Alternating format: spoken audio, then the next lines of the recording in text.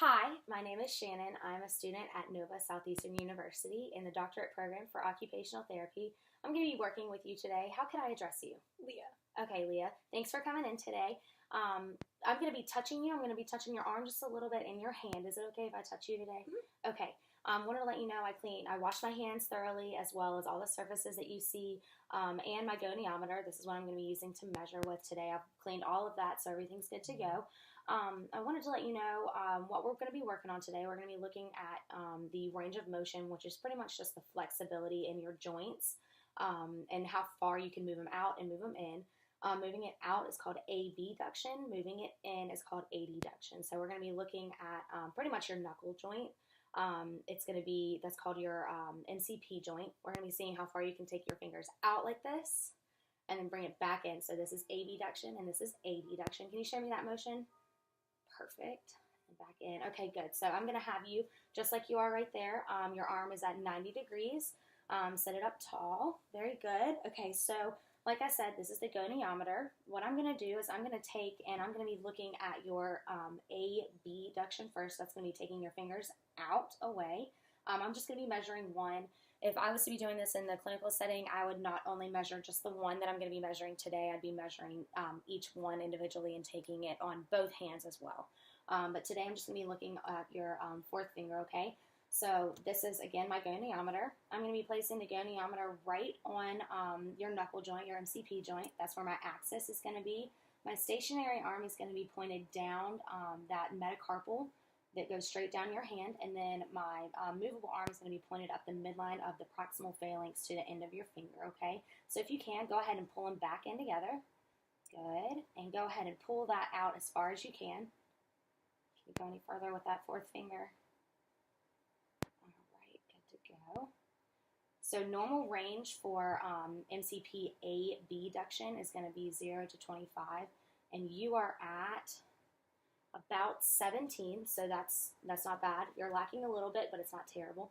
You can relax. Okay, and so now her showing me that she can pull her fingers in like this, like she did, is just fine.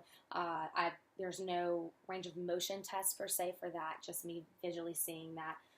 And so now I'm going to be doing manual muscle testing. That's going to be looking at the muscles in your hand and testing those to make sure that they're working properly for you to be able to do that motion of pulling them out and pulling them back in. Okay, so the muscles that I'm going to be testing and looking at here are going to be the dorsal and palmar interossei and the abductor digiti minimi. That abductor digiti minimi is going to be really working on that little finger, bringing it in and out. And so I'm going to be testing those for you first, okay?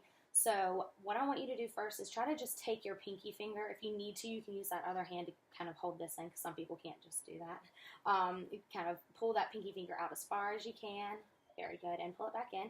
Okay, so now I screened for that so she can do that easily. Now I'm going to have her pull it all the way out again. Okay, I'm going to be applying resistance right here for you. I'm going to just kind of stabilize you right here as well, okay? I'm going to be applying resistance. Don't let me push it back in, okay? Ready? 1, 1,000, 2, 1,000, 3, 1,000. Very good. You can relax. So she was able to hold that by screening her. She showed me that she was a 3. By me pushing against her, I was able to see that she was a 5 there. And if she was not, then I would have her in a gravity-reduced position and do the same thing. So for the adduction, what I'm going to do is I'm going to have you flip your hand over like this. I'm going to be placing my hand right here on your palm. That's going to be my stabilization arm, okay? Not going to put too much pressure there. And then what I want you to do is go ahead and bring your fingers as close into your middle finger as you can. Good. And now go ahead and spread them all the way out. Okay, so adduction means bringing it in towards that middle finger, okay? So this time what I'm going to do is I'm going to apply resistance right here, and don't let me break it, okay? Ready? Try to pull it in. 1, 1,000, 2, 1,000, 3, 1,000, and you can relax. Again, she was a 5 there. If she broke at all, then I'd flip her into a gravity-reduced position and apply the same pressure and stabilize her correctly.